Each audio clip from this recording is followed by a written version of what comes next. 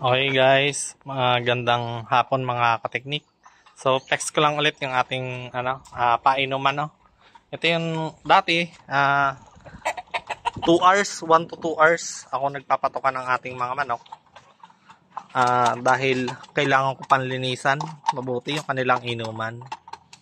So dahil sa bago nating water system o yung ganito na drinker, nipple drinker ng ating mga alagang manok, napadali yung ating pagpapatoka, no. So dati kailangan ko pang linisan mabuti yung painuman nila. Tapos madalas pa sila nagkakasakit dahil maduming tubig na minsan yung naiinom nila. So ngayon, ganito na yung ating painuman. So flex ko lang guys. Yan. Kapag may gusto magpagawa, message lang kayo. Yan. So ngayon, naabot na lang ako ng 3 minutes na lang. 3 to 5 minutes ang aking pagpapatoka sa kanila, no. Yan. Dati kailangan ko pansabuning mabuti yung mga painuman nila. So ngayon, hindi ko na diretso refill, konting banlaw, tapos refill ng tubig. Yan tumatagal mga 2 to 3 days bago nila yan maubos.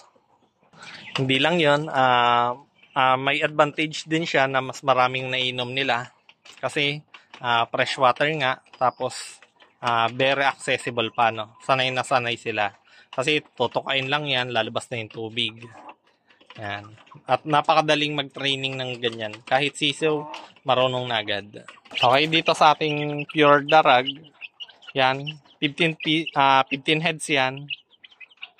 Halos maubos na nila yung 1.5 na tubig. Dati, hindi pa nila maubos yung 1.5 liter na sa dati nilang painuman, plus lagi pang madumi, may ipot. Yan. So ngayon, may feeds, kaya mabilis mapanis. So ngayon, hindi na yan nagkakadumi. Talagang doon lang sa pinakadulo siya umiinom. Tinutuka-tuka nila yan para lumabas yung tubig. So yan ngayon, talagang sobrang healthy ng ating mga manok. Wala nagkakasakit.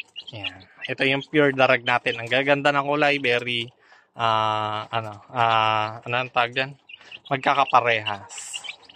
So halatang pure. Ito naman yung ating Dongtao na lalaki, nag-iisa na lang. So napakaraming benefits ng access sa fresh water, no, sa malinis na tubig. Isa na doon yung maganda yung pasisiw mo, paitlog, kasi nga hindi stress yung mga manok mo. So dito sa manokan ko, lahat yan sila naka nipple drinker na. Yan. Pati doon sa mga pagbibigay ko ng vitamins, may sarili yung nipple drinker. Yan. At napaka madali lang gawin siya basta meron kayong tamang accessory.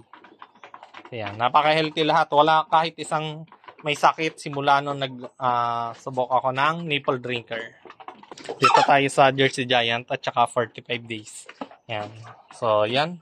So, 2 months na tayong walang kahit na isa nagkasakit sa ating mga breeder at mga sisiw. Ayan. Yung nipple drinker nila. Naglagay lang ako sa ilalim ng case ng soft drinks. Tapos para yung mga tumutulo-tulo na tubig, hindi nila yun ang inumin. Doon sila uminom sa malinis na tubig. So tuwing umaga, nilalagyan ko yan or nire-refillan ko. Talagang super effective at saka sulit na sulit kayo sa nipple drinker na inaalo ko. So ulit, kapag may mga interesado, message lang kayo guys. 100 each. Yan. So yun lang. Soon magiging available na rin yung ating sa TikTok shop natin at saka sa Lazada sale. Yan. So yun lang muna mga kateknik. Happy farming. Bye-bye.